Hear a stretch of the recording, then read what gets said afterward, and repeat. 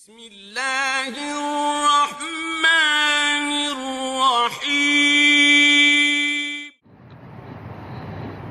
السلام علیکم ورحمۃ اللہ وبرکاتہ۔ بسم اللہ الرحمن الرحیم۔ عن عبد اللہ بن عمر رضی اللہ تعالی عنہما ان رجلا قال للنبی صلی اللہ علیہ وسلم ای المؤمنین افضل؟ قال احسنهم خلقا۔ قال فأي المؤمنين أكيس؟ قال أكثرهم للموت ذكرا وأحسنهم لما بعده استعدادا أولئك الأكياس۔ رواہ ابن ماجہ۔ محترم حضرات، سنن ابن ماجہ کی ایک حدیث آپ حضرات کے سامنے پیش کی گئی ہے۔ اس حدیث میں آپ صلی اللہ علیہ وسلم نے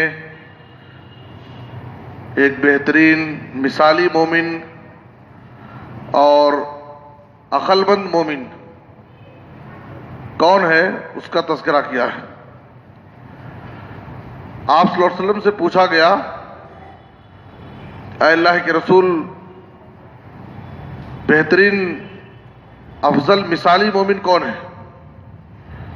تو آپ صلی اللہ علیہ وسلم نے کہا کہ احسنہم خلقا، جو لوگوں میں اخلاق میں سب سے اچھا ہو تو وہ سب سے اچھا مومن ہے۔ تو معلوم کیا ہوا کہ اللہ اور اس کے رسول کی نظر میں اچھا ہونے کے لیے اخلاق میں اچھا ہونا ضروری ہے۔ اخلاق ایک انسان کی فضیلت، برتری اور اس کی عزت اور شرافت کا معیار ہے کہ اس کے اخلاق اچھے ہوں۔ اور انسان کے اخلاق اچھے ہیں یا اچھے نہیں ہیں، اس کو پہچاننے کا معیار کیا ہے کہ اس کے معاملات اچھے ہوں، لوگوں کے ساتھ جن کے ساتھ وہ اٹھتا بیٹھتا ہے، جن کے ساتھ وہ زندگی گزارتا ہے، جن کے ساتھ اس کا رہنا سہنا ہے، ان کے ساتھ اس کا تعامل اور برتاؤ اچھا ہو، اس کے لین دین اچھے ہوں۔ تو یہ معیار ہے کسی انسان کے اچھے اخلاق والا ہونے کی۔ اور اسی طرح سے اس کی زبان اچھی ہو، اس کی بات چیت کا انداز اچھا ہو، یہ بھی حسن اخلاق کا ایک بڑا معیار ہے۔ تو نبی صلی اللہ علیہ وسلم نے کہا کہ افضل مومن وہ ہے جو لوگوں میں اخلاق میں سب سے اچھا ہو۔ پھر آپ صلی اللہ علیہ وسلم سے پوچھا گیا کہ عقل مند مومن کون ہے؟ ظاہر ہے کہ دنیا میں چالاکی، عقل مندی، ہوشیاری کے بہت سارے معیار ہیں، بہت سارے لوگوں کو عقل مند اور چالاک سمجھتے ہیں، لیکن اللہ کی نظر میں عقل مند مومن کون ہے؟ تو آپ صلی اللہ علیہ وسلم نے کہا کہ اکثرہم للموت ذکرا، جو شخص اصل عقل مند وہ ہے جو سب سے زیادہ موت کو یاد کرتا ہے، اس لیے کہ موت اٹل حقیقت ہے، اور آج اس کی تو کل ہماری باری ہے۔ موت سے کس کو رستگاری ہے؟ آج ان کی تو کل ہماری باری ہے۔ ہر شخص کو اس مرحلے سے گزرنا ہے۔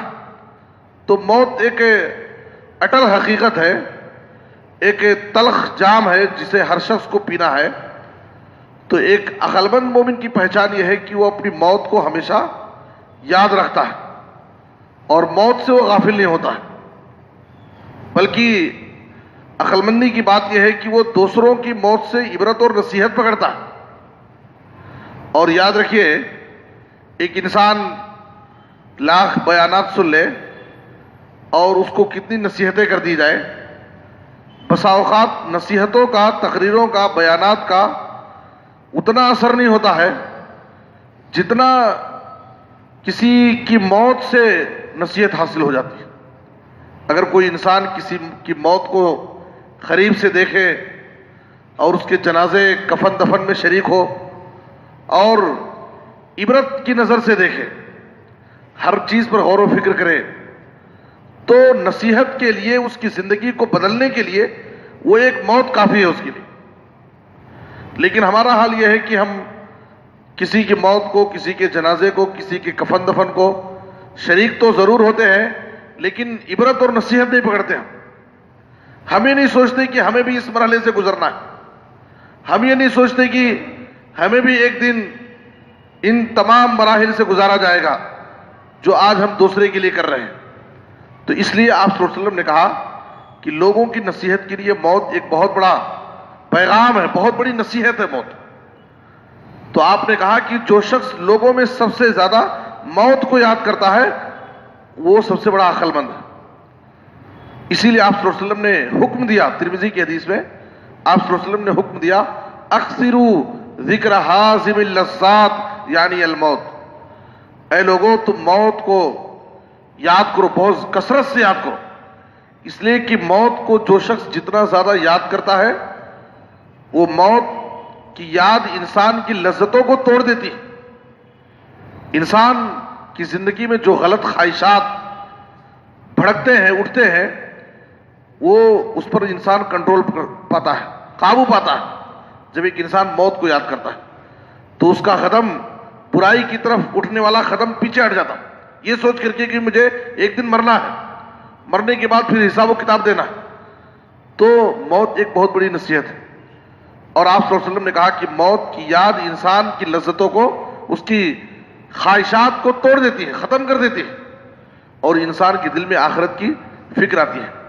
پھر آپ صلی اللہ علیہ وسلم نے آگے فرمایا وَأَحْسَنُهُمْ لِمَا بَعْدَهُ اسْتِعْدَادًا، جو موت کو زیادہ یاد کرتا ہے اور موت کے بعد والی زندگی کی زیادہ تیاری کرتا ہے، جو سب سے زیادہ اچھی تیاری کرتا ہے وہ سب سے بڑا عقل مند ہے. سب سے زیادہ موت کو یاد کرنے والا اور موت کے بعد والی زندگی کی سب سے زیادہ اچھی تیاری کرنے والا انسان سب سے بڑا عقل مند ہے. ظاہر ہے کہ موت کے بعد والی زندگی کون سی زندگی ہے؟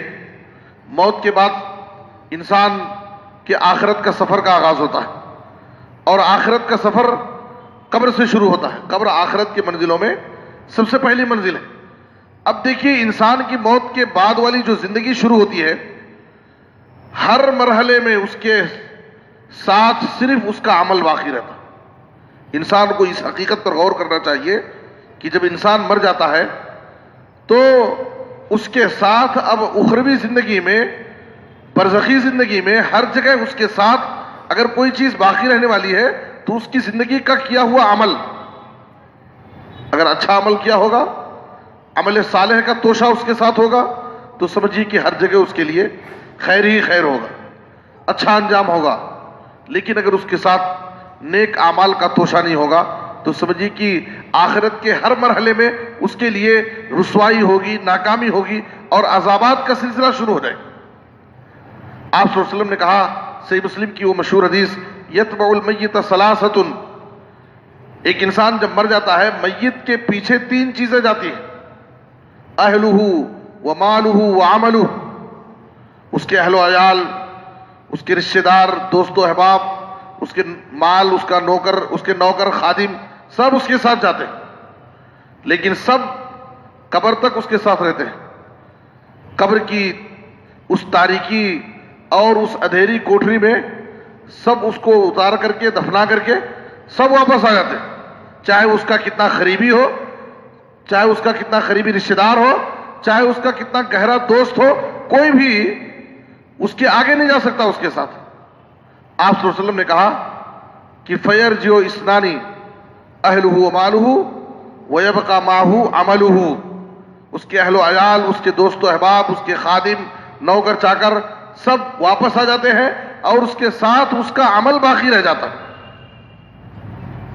اب قبر میں بھی ایک بندے مومن جب فرشتے کے سوالوں کا جواب دے دیتا ہے تو ایک خوبصورت نوجوان، ایک خوبصورت آدمی کی شکل میں، جو چہرے کے اعتبار سے بڑا خوبصورت ہوگا اور خوبصورت لباس میں ملبوس ہوگا اور خوشبوؤں میں معطر ہوگا، وہ اس کے پاس آئے گا اور اس کو خوشخبری دے گا اور کہے گا کہ یہ دن وہ دن ہے جس دن کا تجھ سے وعدہ کیا جاتا تھا. وہ بندے مومن اس سے سوال کرے گا کہ آخر تو کون ہے؟ تو وہ کہے گا انا عملک الصالح، میں تیرے نیک اعمال ہوں، میں تیرے نیک اعمال ہوں، میں تجھے اللہ کی طرف سے خوشخبری سنانے آیا ہوں. اب دیکھیے، خبر دیکھنے میں ایک اندھیری کوٹری، ایک چھوٹی جگہ ہے، لیکن اگر انسان کے پاس عمل اچھا ہوگا، نیک اعمال اس کے پاس ہوں گے، تو اس کے اپنے گھر سے بہتر گھر رہے گا. اس کے لیے تا حد نگاہ جہاں تک اس کی نظر جا سکتی ہے قبر اس کے لیے کشادہ کر دی جاتی ہے. جنت کی کھڑکی اس کے لیے قبر ہی میں کھول دی جاتی ہے. جنتی فرش اس کے لیے لگا دیا جاتا ہے. ہر طرح سے وہ اللہ کی رحمت میں اور نعمتوں میں رہتا ہے. لیکن اس کے برخلاف ایک کافر، مشرک، منافق، فاسق و فاجر انسان جب وہ فرشتوں کے سوالوں کا جواب نہیں دے پاتا ہے، اور اس وقت اس کے پاس ایک بہت ہی بد شکل انسان جو بہت ہی بدبودار کپڑے میں ملبوس ہوگا اور اس کے جسم سے بدبو پھوٹ رہی ہوگی، وہ آئے گا اس کے پاس اور اس کو دھمکی دے گا اللہ کے عذاب. وہ انسان، وہ میت اس سے پوچھے گا کہ آخر تو کون ہے؟ تو کہے گا انا عملک الخبیث، میں تیرے برے اعمال ہوں. جو تو اپنی زندگی میں اللہ کی نافرمانی کرتا تھا، گناہ کرتا تھا، برے اعمال کرتا تھا، میں تیرے برے اعمال ہوں. اب اس کے لیے قبر اس کے لیے اور تنگ کر دی جائے گی، اور ہر طرف سے قبر اس کے لیے تنگ ہوتی جائے گی، اور وہیں سے اس کے لیے جہنم کی کھڑکی کھول دی جائے گی اور عذابات کا سلسلہ شروع ہو جائے گا. تو اس لیے ایک انسان کو ہمیشہ اس بات پر غور کرنا چاہیے کہ موت کے بعد والی جو زندگی ہے، موت کے بعد کے جتنے بھی مراحل ہیں آخرت کے، ہر جگہ ہمیں ہماری زندگی کا عمل ہمارے ساتھ ہوگا. اس لیے ہم اپنی زندگی کو موت آنے سے پہلے غنیمت جان لیں. نبی صلی اللہ علیہ وسلم نصیحت کرتے تھے وَحَيَاتَكَ قَبْلَ مَوْتِكَ، پانچ چیزوں سے پہلے غنیمت جان لو. تو آپ کہتے ہیں کہ زندگی کو غنیمت جان لو موت آنے سے پہلے. اس مختصر سی زندگی میں اللہ رب العالمین نے جو تمہیں بطور امانت عطا کی ہے، تم اس کو غنیمت جان کر کے اپنی آخرت کے لیے کچھ توشہ جمع کر لو اور نیک اعمال کر لو، تاکہ آخرت کے مراحل میں یہ نیکیاں تمہارے کام آئیں.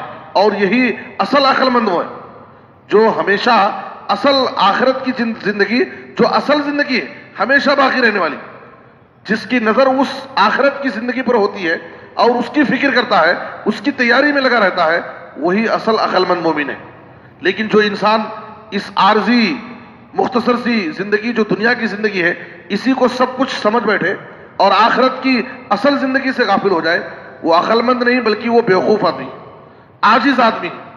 اس لیے ہمیں چاہیے کہ ہم اپنی اصل زندگی جو آخرت کی زندگی ہے، اس زندگی کی فکر کریں اور اس کے لیے عمل صالح، نیکیوں کا زیادہ سے زیادہ توشہ جمع کریں، تاکہ آخرت میں ہم کامیاب ہو سکیں اور اللہ کے عذاب سے بچ سکیں. اللہ ہم سب کو نیک توفیق دے. آمین. وصلی اللہ علی نبینا محمد و آلہ وصحبہ اجمعین.